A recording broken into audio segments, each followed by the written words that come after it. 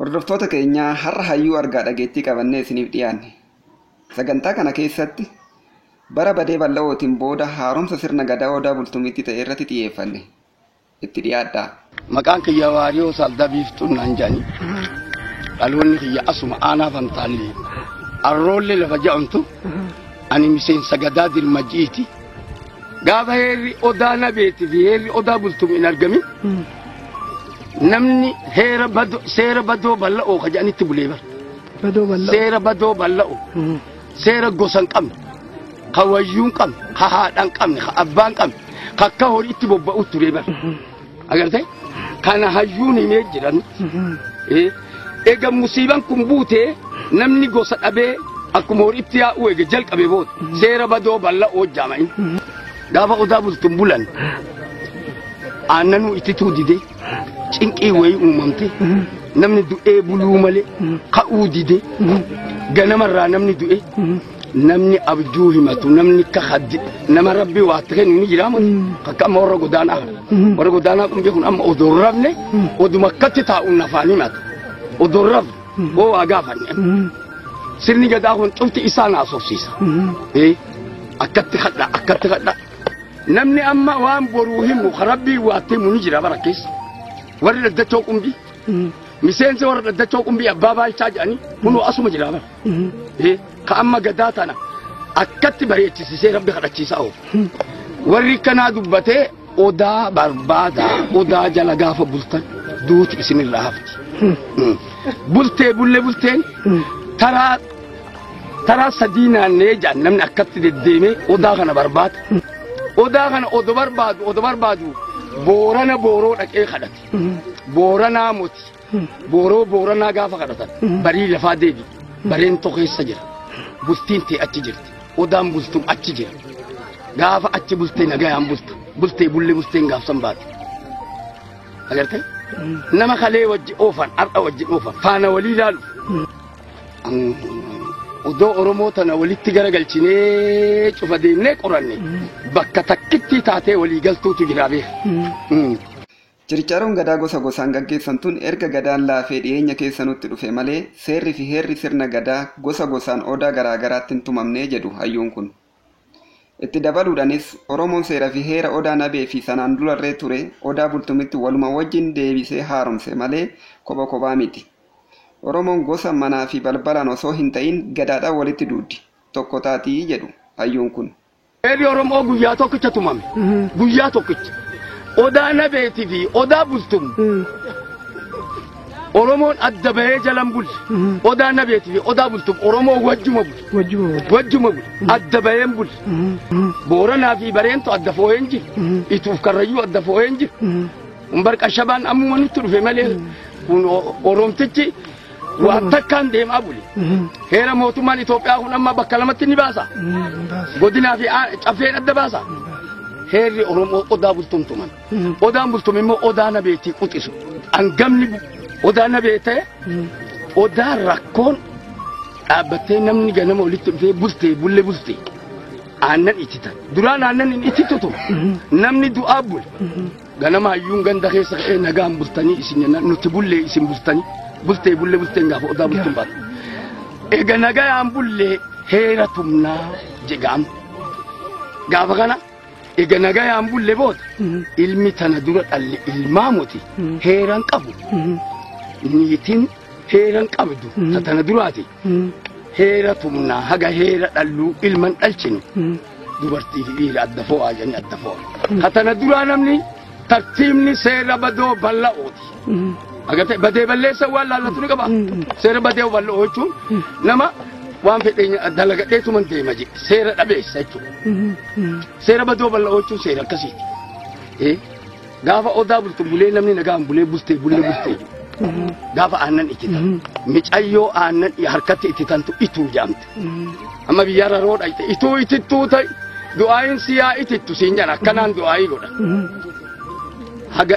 Haga heera dhalluu ilman dhalluu dubartiitti makaminaa janii haga ulfi garaa kun dhalatee fixatu amata tokkoo fi ji'a tokkoo fi guyyaa tokko adda daangessan amata tokko ji'a tokko gaafa guyyaa tokko heera tume halkan ulfi garaa dhalatee dhume amata tokko geenyan ilmoon garaa dubartitti ni hafti namni dubartitti hedduu tanaan deebi ka abaarame fuja ka dhoffate fuja ka argame tumaa jedhee murtii dabarse oromtitti haga mariin gosa kun murtaa'u haga heerri murtaa'u haga heerri ilmaa murtaa'u haga heerri niitii tana duraan akka horitti galle akka heera kan si maxxasse sirraa maxxaffadhe Oromoon odoonni kaaniin dhufee mari intalatii yaa hoggaan amma sii kennu si maxxasse sirraa maxxaffadhe jettaati ni kaaniin jiru aadaa Oromtichaati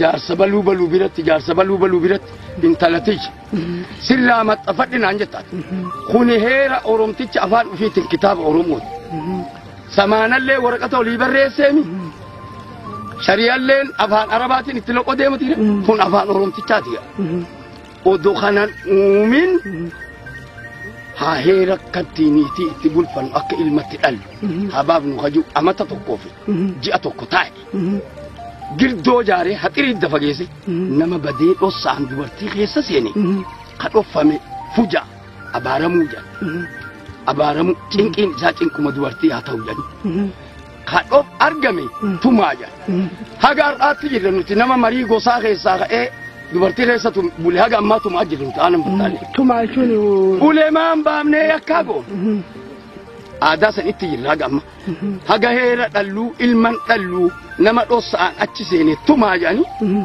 heerri guyyaa san tuman amata tokko hoo taa'u ulfi garaa jirtu dhalatee fixe ji'a tokko hoggaa taa'u dhiiga dhalaa qoorfatte agarte gaafa guyyaa tokko ga'u heera tumee jedha heera fuudhaa heera heeruma heera intala heera ilma kanaaf Oromoon gaafa heera odaa bultum jalatti ture murtiin heera odaa bultumitti dhumte odaa nabee angafummaan ka isaa ta'ee murtiin Oromiyaan irratti fixe wajjuma bulee Booranaa Booroo cufti wajjuma bulee wajjuma naanna'e addaan foone heerri addaan jiru tokkuma mangistiin tokko keessatti higgeen lama tokko itu odaa bultum kana bulanii intalillee itu kajaamtu waan aannan harkatti ititeef aannan ititeef amma eegas booda wal fo'e moo namumti wal qoode achirratti qoodetti konyaa lafallee gaafsa walii qooti konyaa lafallee amma hoo odaa bultum dhayi akkaataa laftitti qoodame achirraa hayyuu taa'ee moodeessu jiru ammuma odaa bultumoo dhayi bareentoo barii lafaa qoodame waabee jatee haga baharitti jedhe waabee taa'ee haga bahar as haga baharitti achi biyyi teenyatuun amma maal jedhamti bahar jedhamti jihaan kun bahar jedhama hoo waabee dhayi jihaan kun bahar jedhama waabee jatee bahar haga baharitti jedhe fuula kiyya duran dabartu wal cinarra akkatti wal cinarra lafa qoodate akkatti gosa gosaan akkasumaan odoqoodu booranni booroo ofitti deebise laal akkatti qoodame ardii rabbiin akkatti hayyuun Oromoo waa himu ka rabbi waatti dubbatee jira koorsii namaatii muti heera Oromoo kana keessa koorsii rabbiitu jira waan guyyaa ham galmaa'e jettee itti ga'uu hin dandeenye ofii namichi qomarraa haasaa amma odaa bultumoo dhayi gosa booranallee amma hoo dhayite abbaan boorana dhalchasiif hima namichi akka hiyyaa muti an qabatuu hin dandeenye jira ammayyuu jira hoo dhayite akka Oromoon itti dachii sana qoodamteefi akkatti tartiibni kun qajeele odaa bultum taa'eelma. Egaa akka afoolli fi ragaan barreeffamaa tokko tokko ibsanitti odaa bultum booda gadaan hin haaromne. Odaan bultum odaalee hundaafuu quxisuudha kan jedhamuufis kanumaaf. Odaan bultum booda sochiin bar 16ffaa keessa ta'es heera haaraa dhaluuf yookiin tumuuf osoo hin ta'in heeruma duraan jiru isuma odaa bultumitti haarome sanaan diina biyya weeraruuf dhufe deebisuuf jecha hayyoonni gosa Oromoo hunda irraa madda walaabutti walga'anii seera fi tooftaa lolaa baasanii duula labsan. Duulli kunis akkuma sagantaa darbe keessatti isinii ibsinee turre sochii birmadummaa fi abbaa biyyummaa deeffachuuf gaggeeffamee ture.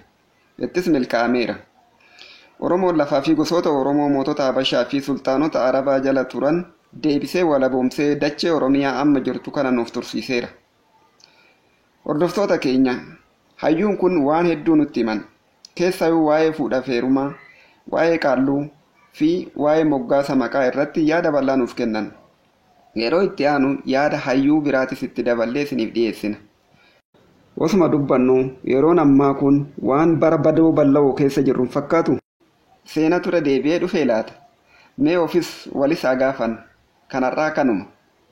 Arsadii miidiyaa sirnaa. Miidiyaa Arsadii hordofuu, sabiskiraayib gochuu fi nama biraatiif illee qooduun dagatina. Gadaan quufa gabbina, gabbisi waaqa.